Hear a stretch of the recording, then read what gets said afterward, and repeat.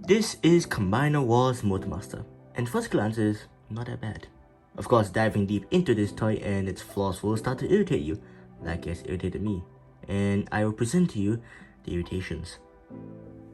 I'm going to get the good points out of the way. I really like the purple paint applied, and the sculpting detailing ripped straight from the movies. I've always liked this type of detailing, and the head looks great.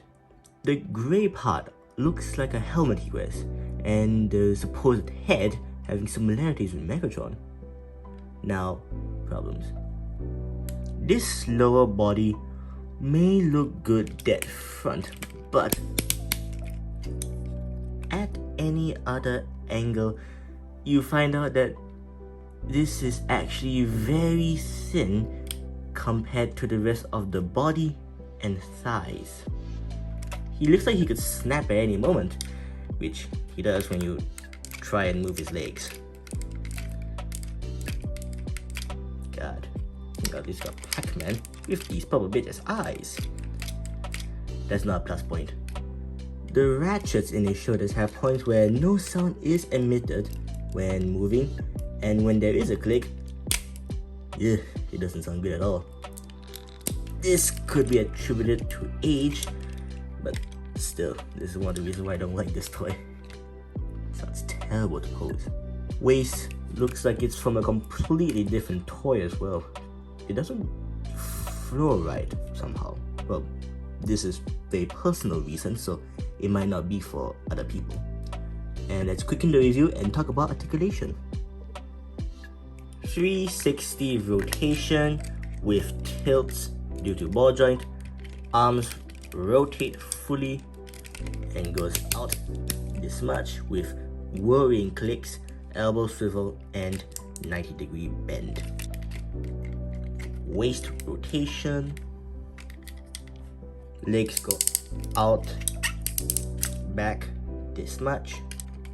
A thigh swivel that's tighter than the waist, so you end up moving the waist instead. How nice. A 90-degree knee bend that, being honest, you can't really tell there is one. And great spread with whirring sounds. And so with that, transformation number 1.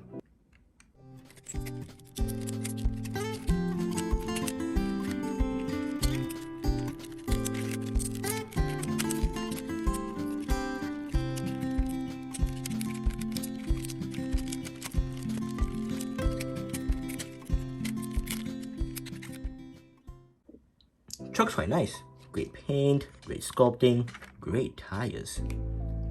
I am not very bothered about the lack of trailer. I find that it's fine. But what I am bothered is, first, this sculpting. I don't know, I just don't really agree with this stylistic choice. But it's like I said, it's stylistic. The same goes for this bumper that gets broken up.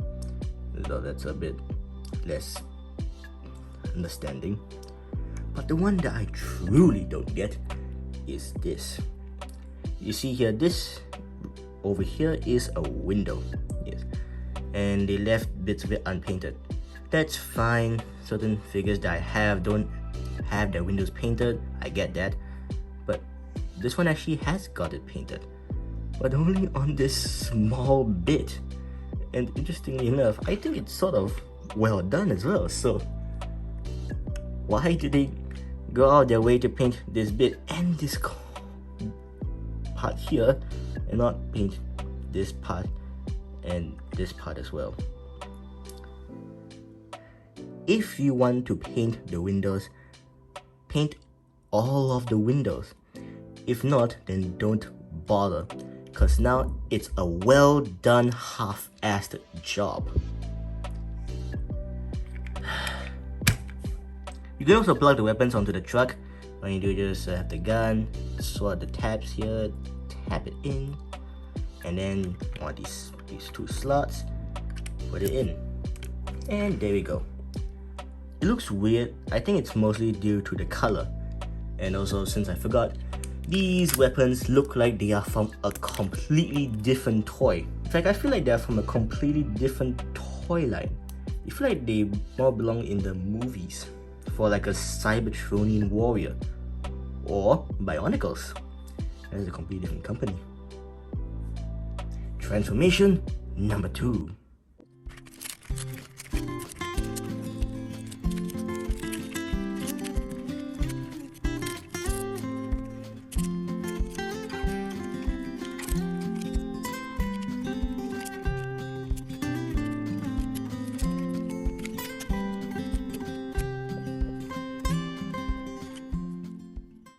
I hate this. In fact, most people consider this very mode to be the worst combiner torso in the entire Prime Wars trilogy, next to Starscream. Because what are these proportions? The top is like fine, I guess, but what is this? Why is this thigh gap? It's horrendous. The reason why is it horrendous? It's due to them spreading the leg, and now it's just this ugly gap. And because of the way they position the legs, it feels really awkward to move them. And this is without the combiner legs. Also, you have to move this flap out of the way, and that's great. And most of the time, it untaps this. Well, not untaps, it just moves this up, which is also very annoying. Also, that means that you can't really swivel it.